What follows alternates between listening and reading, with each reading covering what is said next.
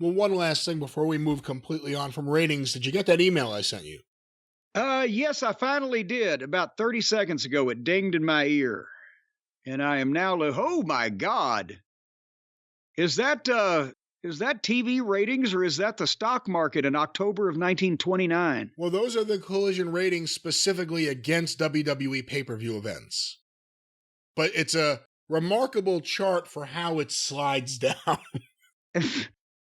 Well, yeah, when they were head-to-head against, Money in the Bank was earlier in the day because, of course, the time difference. And they scored 452,000, which was a low for Collision since its June debut.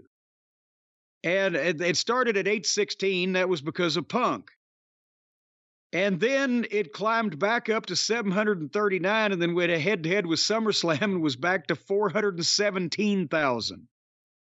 Then they fought their way back to 552,000 and were head-to-head with Payback and were down to 345. And they fought their way back to 562. But of course, at that point, they also lost their primary star of the program, went head-to-head with NXT No Mercy and was down to 327. They actually got back up over 518,000. And then head-to-head against SmackDown, they were at 270, and head-to-head with Survivor Series, they were 317. Every time they bounce back lower, and every time they drop head-to-head, they drop lower.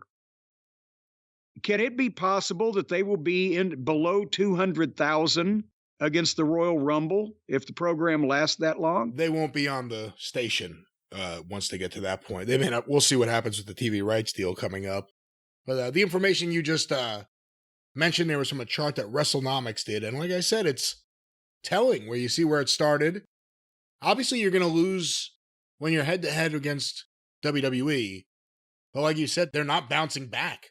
The bounce back is losing people every time. Well, and again, WCW and WWF in the 90s, WCW or Crockett in the 80s and Vince. Yes, it hurt.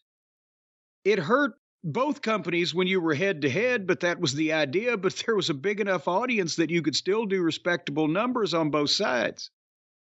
And this ain't happening.